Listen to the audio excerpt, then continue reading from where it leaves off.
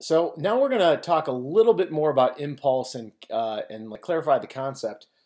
One thing that makes the idea of impulse very useful is the impulse approximation.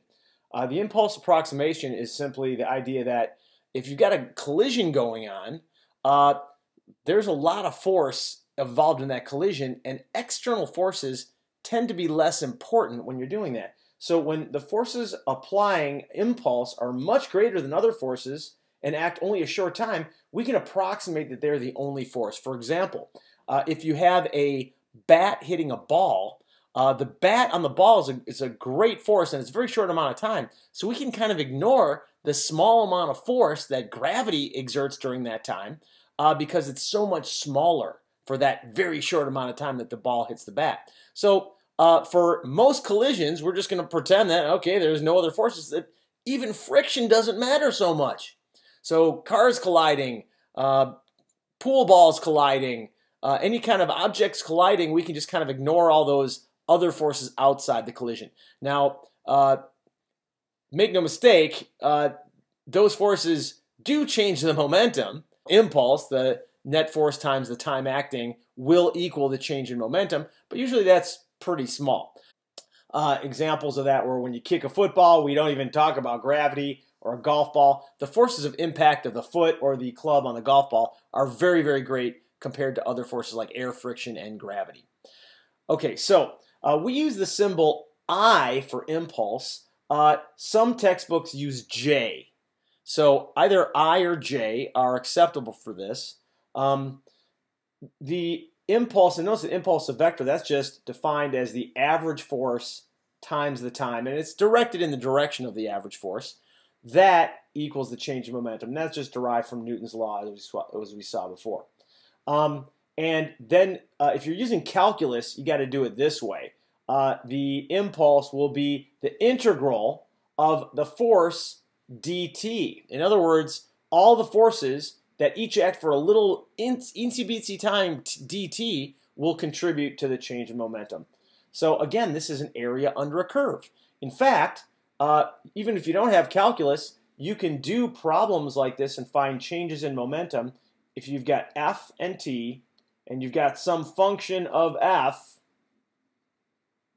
To figure out the impulse, all you need to do is find the area under this curve, under the f versus t curve, and that will give you the change in momentum. Notice again, any areas under curves are always changes in something. In this case, it's the change in momentum. The area under the force versus time curve, change in momentum. That is all you're doing when you're doing this integration right here. When you're doing this integration, you're finding the area under the f versus t curve from time initial, which doesn't have to be 0, to some time final, which can be any number you want. I just happen to set it here at 0. You can set these two numbers anywhere you want, and this will find the area under that curve. Now, if you want the average force, what the heck does the average force mean? It means the average force, looking at it in terms of all the forces over continuous time. So all you do is you take and looking here, because we have the impulse is the change in momentum, here's the change in momentum right here. If you just divide that by delta t, that gives you the average force. So it's kind of going back up to here. You take this equation and you divide both sides by delta t. And so that's what we're doing exactly right over here. Taking the change in momentum, because the impulse will equal that, divided by delta t, and that gives you the average force. So that's a good way to find the average force. Find this area under the curve, be it by graphically or by using calculus. Divide by the total time, which in this case is t final minus t initial, and that'll give you the average force during this entire period. You'll notice that what I've marked here on this thing is the average force right here. That's the average level of force right along that line. And you can see that what you're doing, the area under, notice that this area right in there is equal to that area. So when I find the area under the curve, really all you're doing is you're finding the average force times the total amount of time. So this is all that we're doing. And for the impulse equation that we're going to use for the Physics 1 and Physics 2 kids, it's this. The change in momentum is equal to the impulse, average force times delta t. We've got to be a little bit more specific and a little bit more exact with the C kids.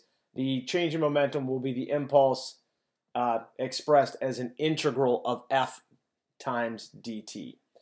And this is it is just a multiplication. This maintains its vector quality. Usually we only do this in 1 or 2 dimensions. So it's not a dot product, it's a multiplication. And the other summary here is that the average force, that's not a vector, that's an average symbol, is the impulse, integral of f dt, over delta t. Or if you're in the physics 1 and physics 2, then you're going to be looking at, it's just simply the area under the f versus t curve, which again is the impulse, divided by the total time.